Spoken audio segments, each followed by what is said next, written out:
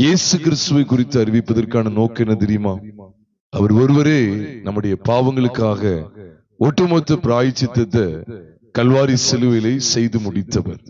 அவருடைய விலையேறப்பெற்ற இரத்தத்தினாலே நீங்களும் நானும் மீட்கப்பட்டிருக்கிறோம் என்பதை மறந்துவிட வேண்டாம். சிலுவையை பற்றி உபதேசம் கெட்டு போகிறவர்களுக்கு பைத்தியமாய் இருக்கிறது. ரட்சிக்கப்படுகிற நமக்கோ அது தேவ பலனாய் இருக்கிறது என்று சொல்லி 1 கொரிந்தியர் 1 வசனத்திலே நீங்களும் நானும் வாசிக்கிறோம். இதை கேட்கிற அருமையானவர்களே, நம்முடைய ஒட்டுமொத்த பாவங்களையும் சுமந்து தீர்க்கிற கிருபாதார பலியாய் இயேசு கிறிஸ்து கல்வாரி சிலுவைக்கு தம்மையே ஒப்பு கொடுத்தார். இங்கேதான் தேவன் தமது அன்பை வெளிப்படுத்தினார் என்று சொல்லி வேதம் சொல்லுகிறது.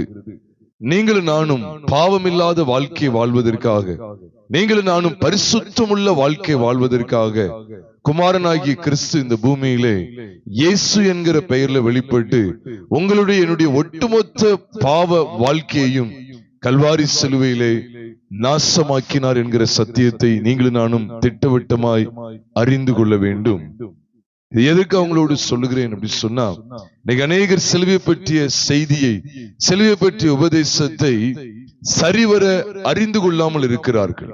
நல்ல கவனிங்க, சிலுவை பற்றிய உபதேசத்தை சரிவர அறிந்து கொள்ளாமல் இருக்கிறார்கள்.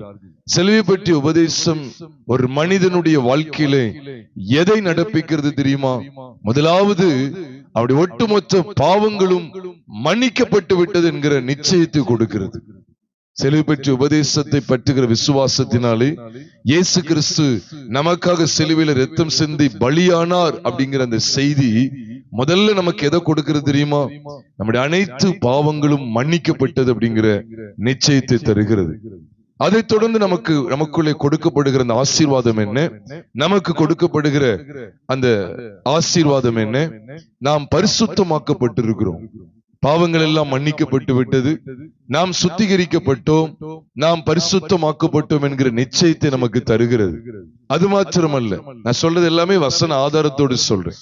பாவங்கள் மன்னிக்கப்பட்டு விட்டது, பாவ மன்னிப்பு நிச்சயத்தை பெற்றுக்கொண்டேன் என்பதெல்லாம் எபேசியர் 1 வசனத்திலேயும் கொலோசையர் 1 14 காண்பிக்கப்பட்டிருக்கிறது. அது மாத்திரமல்ல, சிலுவை பற்றிய உபதேசத்தில் நாம் பார்க்கக்கூடிய அடுத்த பகுதி என்ன? நாம் சுத்திகரிக்கப்பட்டு பரிசுத்தமாக்கப்பட்டிருக்கிறோம்.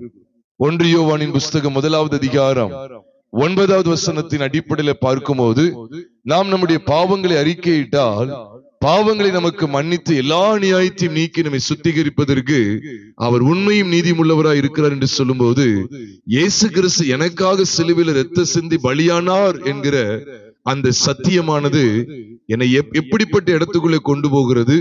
என்னை ஆண்டவர் சுத்தமாக்கி இருக்கிறார். எவ்வளவு பெரிய ஆசீர்வாதம் பாருங்க. பாவங்கள் மன்னிக்கப்பட்டு விட்டதுங்கிற நிச்சயம் மட்டும் இல்ல, என்னை ஆண்டவர் சுத்திகரித்து விட்டார். அது மாத்திரமல்ல, அதை தொடர்ந்து எப்படிப்பட்ட காரியம் நடக்கிறது?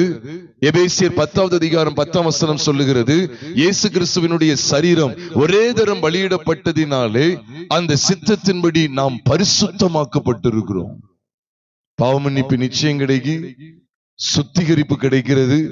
அதை தொடர்ந்து நாம் பரிசுத்தமாக்கப்பட்டிருக்கிறோங்கிற நிலைப்பாடு கிடைக்கிறது. யாருமே நம்முடைய வாழ்க்கை என்ன சொல்ல முடியாது, நீ பாவி அப்படின்னு சொல்லி குற்றப்படுத்த முடியாது. அந்த அளவுக்கு ஒரு பெரிய நிச்சயத்தை தேவன் தருகிறார். நாம் பரிசுத்தமாக்கப்பட்டிருக்கிறோம். அன்றைய பரிசுத்த நாமம் மகிமைப்படுவதாக. அதை தொடர்ந்து என்ன சம்பவிக்கிறது தெரியுமா? அந்த சிலுவை பற்றிய உபதேசத்தை பற்றுகிற விசுவாசத்தினாலே, கல்வாரி சிலுவையில நமக்காக இரத்த சிந்தி ஜீவனை கொடுத்த கிறிஸ்துவை விசுவாசிப்பதனாலே நமக்குள்ளே நடக்கக்கூடிய அடுத்த சம்பவம் என்ன தெரியுமா? ரோமருக்கு எழுதப்பட்ட நிருபம் 6 வசனம் சொல்லுகிறது, இப்பொழுது நீங்கள் பாவத்தினின்று விடுதலையாகி, இப்பொழுது நீங்கள் பாவத்தினின்று விடுதலையாகி தேவனுக்கு அடிமைகளானதினால் பரிசுத்தமாகுதல் உங்களுக்கு கிடைக்கும் பலன் முடிவோ நித்திய ஜீவன் என்று சொல்லி அங்க சொல்லப்பட்டிருக்கு. பாருங்க, தேவனுக்கு அடிமைகளானே. நான் பாவத்துக்கு அடிமையா இருந்தேன், இப்ப தேவன் சொல்றத மட்டும்தான் நான் கேட்பேன். ஒரு அடிமை என்ன செய்வான்னு சொல்லுங்க? வீட்லயே உட்கார்ந்துருப்பானா? அடிமை எப்பவுமே எஜமானுக்கு பக்கத்துல தான் இருக்கணும். எஜமான் அங்க போ அப்படின்னா போகணும், அங்க வான வரணும், இதை செய்யணும். அதை செய்யாத அப்படின்னா என்ன செய்யக்கூடாது? செய்யக்கூடாது. அப்ப சிலுவையை பற்றி உபதேசத்தில் நமக்கு கிடைக்கக்கூடிய ஆசீர்வாதங்கள் எவ்வளவு மகத்தானவைகள் பாருங்க. அதுதான் நாங்களும் சிலுவையில் அறையப்பட்ட கிறிஸ்துவை பிரசங்கிக்கிறோம்.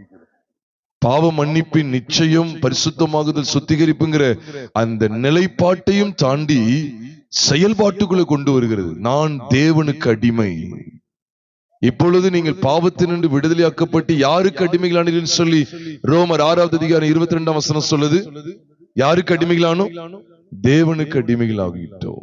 We have become slaves unto God அப்படின்னு சொல்ல முடியும். We have become slaves unto God. நம் தேவனுக்கு அடிமைகளா இருக்கிறோம். தேவனுக்கு அடிமைகளாக்கப்பட்டோம். அதோட அர்த்தம் என்ன? அப்படி கையை கட்டிட்டு இருக்கிறதுக்கு பேர் அடிமைத்தனம் கிடையாது. கையை கட்டிட்டு இருக்கிற பேர் அடிமை கிடையாது. அடிமை நிச்சயம் தெரியுமா? எஜமானுக்கு பின்னாலேயே போவான். அப்படி அடிச்சூடுகளிலே நடக்க பண்ணுகிறது சிலுவை பற்றிய உபதேசம். அதனால பிரியமானவர்களே, எக்காலத்தில் இந்த சத்தியத்தை மறந்து விடக்கூடாது. அல்லது சிலுவை பற்றிய உபதேசத்தை நான் ரத்தின சுருக்கமா இப்பொழுது உங்களோடு பகிர்ந்து கொண்டிருக்கிறேன். தொடர்ந்து சொல்ல நல்ல கவனிங்க. அந்த அடிமை ஆயிட்டோம் அப்படி சொல்லும்போது அதை தொடர்ந்து நமக்கு என்ன கிடைக்கும் தெரியுமா? நித்திய ஜீவன் கிடைக்கும். அனுதினமும் நான் தேவனுக்கு அடிமைன்னு வச்சுக்கோங்களேன், செல்போன் என்ன செய்ய முடியாது, இயக்க முடியாது.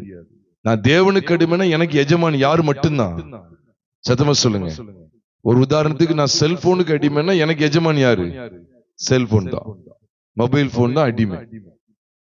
உண்மைதானே? பணத்துக்கு நான் அடிமை அப்படின்னா எனக்கு எஜமான் யாரு? பணம் தான் எனக்கு எஜமான். அப்ப நான் தேவனுக்கு அடிமை அப்படின்னா எனக்கு எஜமான் யாரு? தேவன் மட்டும்தான். அவர் சொல்றத மட்டும்தான் நான் செய்ய முடியும். வேற யாரு சொல்றது எனக்கு காதுல விழ. தேவனுடைய சித்தத்தை மட்டும்தான் செய்யணும் அப்படிங்கிற சத்தியத்தை எதுதான் கற்றுக் கொடுக்கு? சிலுவை பற்றிய உபதேசம். அதனாலதான் நாங்க எல்லா இடங்களிலும் இதை பிரசங்கிக்கிறோம். இதுதான் ஒட்டுமொத்த கிறிஸ்தவ வாழ்வினுடைய பரிபூர்ணம் எல்லாம் அடங்கி இருக்கிறது. பிரியமானவர்களே, இதை மறக்க கூடாது. தொடர்ந்து இந்த சத்தியத்திலே நிலைத்திருக்க வேண்டும். கர்த்தருடைய பரிசுத்த நாமம் மகிமைப்படுவதாக.